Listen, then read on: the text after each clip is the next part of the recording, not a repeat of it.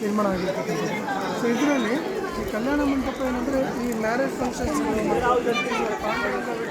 ರುಕ್ಮಿಣಿ ಅಮ್ಮನವ್ರಿಗೆ ವಿವಾಹ ಮಹೋತ್ಸವಗಳನ್ನು ಮಾಡಲಿಕ್ಕೆ ಇದು ಬಳಸ್ತಾರೆ.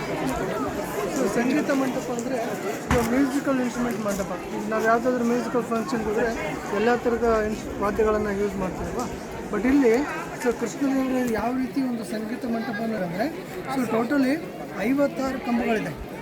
56 ಕಂಬಗಳಲ್ಲಿ 56 ವಾದ್ಯಗಳನ್ನು ನುಡಿಸ್ತಕ್ಕಂಥದ್ದು.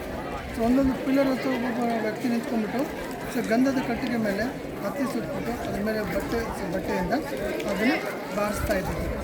ಸೊ ಈಗೇನಾಗ ಲೋಕಲ್ಸ್ ಎಲ್ಲರೂ ಒಳಗೆ ಬಿಡೋದು, ಟೂರಿಸ್ಟ್ ಎಲ್ಲ ಪಾಯಿಂಟ್ ತೊಗೊಂಡು ಕಲ್ ತೊಗೊಂಡು ಹೊಡೆಯೋದ್ರಿಂದ ಕೆಲವೊಂದು ಪಿಲ್ಲರ್ಸ್ ಕ್ರ್ಯಾಕ್ ಆಗಿದೆ. ಆಮೇಲೆ ಮೇಲ್ಗಡೆ ರೂಫ್ ಎಲ್ಲ ಬಿದ್ದೋಗಿದೆ. ಇನ್ ಕೇಸ್ ಮುಂದೆ ಯಾರಾದರೂ ಟೂರಿಸ್ಟ್ ಮೇಲೆ ಏನಾದರೂ ಅನಾಹುತ ತೊಂದರೆ ಆಗ್ತದೆ. ಈಗ ಆ ಮಂಟಪದಲ್ಲಿ ಮಾತ್ರ ಎಂಟ್ರಿಗೆ ಬಂದ್ ಮಾಡಿದ್ದಾರೆ. ಬಟ್ ಗರ್ಭಾಲಯಕ್ಕೆ ಹೋಗ್ಬೋದು, ಗರ್ಭಾಲಯಗಳಿಗೆ ಹೋಗ್ಬೋದು. ಬಟ್ ವಿಗ್ರಹ ಇಲ್ಲ. ಸೊ ಮುಂಚೆ ಇರ್ತಾ ಇದ್ದಂಥ ವಿಗ್ರಹ ಪಾಂಡುರಂಗ ವಿಠಲ ಮತ್ತು ರುಕ್ಮಿಣಿ 2 ವಿಗ್ರಹಗಳು ಆ ಯುದ್ಧದಲ್ಲಿ ಹಾಳಾಗಿದೆ, ಹೊಡೆದಾಕಿದ್ದಾರೆ. ಸೊ ನಂತರ ಅಲ್ಲಿ ಎದುರುಗಡೆ ಕಾಣಿಸ್ತಕ್ಕಂಥ ಮಂಟಪ ಇದೆಲ್ಲ.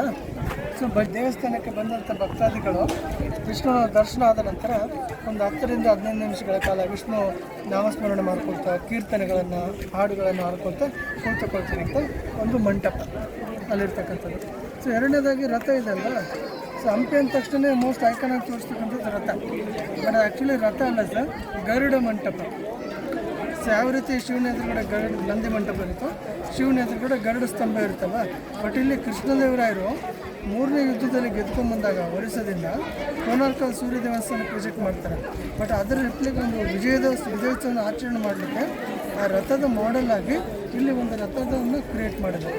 ಸೊ ಇದನ್ನು ಸೊ ಈಗೆಲ್ಲ ರಥ ಅಂತ ನೋಡಿದ ತಕ್ಷಣ ಇದನ್ನು ಯಾವ ಥರ ಎಳಿತಾ ಇದ್ರು, ಇದನ್ನು ಏತಕ್ಕೆ ಯೂಸ್ ಮಾಡ್ತಾ ಇದ್ದಾರೆ ಅನ್ನೋದು ಗೊತ್ತಾಗುತ್ತೆ. ಬಟ್ ಇನ್ನೊಂದೇನೆಂದರೆ ಇದು ಏಕಶಿಲ ಅಲ್ಲ, ಇದರೊಳಗಡೆ ಸೊ ಎವ್ರಿ ಒಂದು ಪೀಸಸ್ನ ಇಂಟರ್ಲಾಕಿಂಗ್ ಸಿಸ್ಟಮಲ್ಲಿ ಕೂರಿಸಿರೋದು. ಆಮೇಲೆ ರಥದ ಮೇಲ್ಗಡೆ ಮುಂಚೆ ಗೋಪುರ ಇತ್ತು. ಆ ಗೋಪುರ ಸೊ ಕಾಲಕ್ರಮೇಣ ಅದೆಲ್ಲ ಇದಾಗಿ ಮಳೆಗೆ ಅದೆಲ್ಲ ಮೇಂಟೆನೆನ್ಸ್ ಇಲ್ಲದೆ ಅದೆಲ್ಲ ಬಿದ್ದೋಗಿದೆ.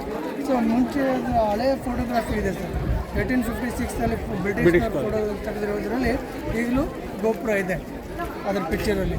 ಆಮೇಲೆ ಎಂಟ್ರೆನ್ಸಲ್ಲಿ ಅಲ್ಲಿ ಆನೆ ಇದೆಲ್ಲ ರಥದ ಮುಂದ್ಗಡೆ. ಬಟ್ ಮುಂಚೆ ಅಲ್ಲಿ ಯೂಸ್ ಮಾಡ್ತಕ್ಕಂಥದ್ದು ಕುದುರೆಗಳನ್ನು ರಥಕ್ಕೆ. ಬಟ್ ಆ ಕುದುರೆಗಳು ಯುದ್ಧದಲ್ಲಿ ಹೊಡೆದಾಕಿದ್ದಾರೆ.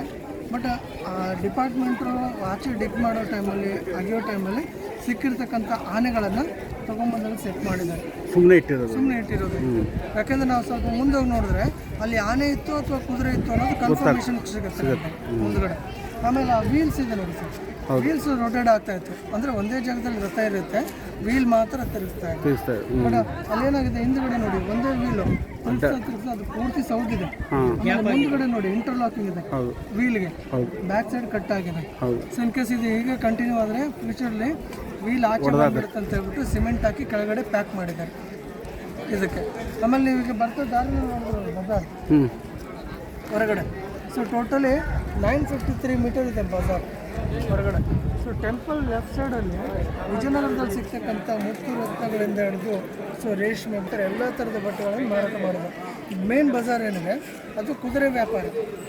ಸೊ ಕುದುರೆ ಅಂದರೆ ನಮ್ಮ ಲೋಕಲ್ ಸೊ ಬ್ರೀಡ್ಗಳಲ್ಲ, ಔಟ್ ಆಫ್ ಕಂಟ್ರೀಸ್ಗಳಿಂದ ಬ್ರೀಡ್ ಆರ್ಸಸ್ನ ತರಿಸ್ತಾ ಇದ್ರು.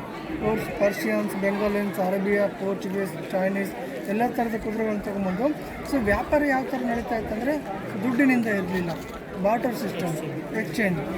ಸೊ ವಸ್ತು ಕೊಡೋದು, ಬೇರೆ ವಸ್ತು ವಿನಿಮಯ, ಈ ಥರ ವಸ್ತು ವಿನಿಮಯದಲ್ಲಿ ಮಾರ್ಕೆಟಿಂಗ್ ನಡೀತಾ ಇದ್ದಂಥ ಜಾಗ ಆಗಿತ್ತು. ಯಾಕೆಂದರೆ ಈಗೇನು ಇಂಟರ್ನ್ಯಾಷನಲ್ ಮಾರ್ಕೆಟ್ ಅಂತ ಏನು ಹೇಳ್ತೀವಲ್ಲ, 16ನೇ ಶತಮಾನದಲ್ಲಿ ಆಲ್ರೆಡಿ ಇಂಟರ್ನ್ಯಾಷನಲ್ ಮಾರ್ಕೆಟ್ ಆಗಿದ್ದು ಟ್ರೇಡಿಂಗ್ ನಡೀತಾ ಇರ್ತಿಲ್ಲ ಆಲ್ರೆಡಿ ಈ ಜಾಗದಲ್ಲಿ. ಬನ್ನಿ ಸ್ವಲ್ಪ ರಥದ ಹತ್ರ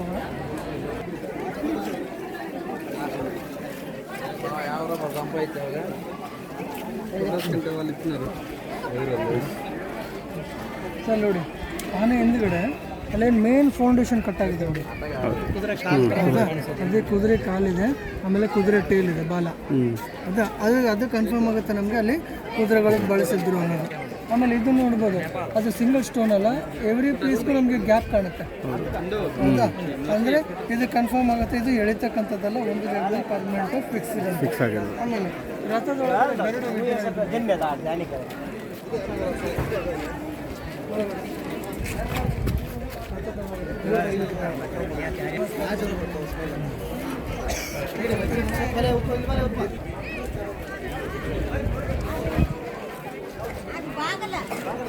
ರಥದ ಹತ್ರ ನಿಮ್ಗೆ ಫೋಟೋ ತಕ್ಕೊತೀರ ರಥದ ಹತ್ರ ಹಾಂ ಇಲ್ಲಿ ಆ ಕಡೆ ಹೋಗೋಣ ಇಲ್ಲೇ ಬಂದ್ಬಿಡಿ ಎದುರುಗಡೆ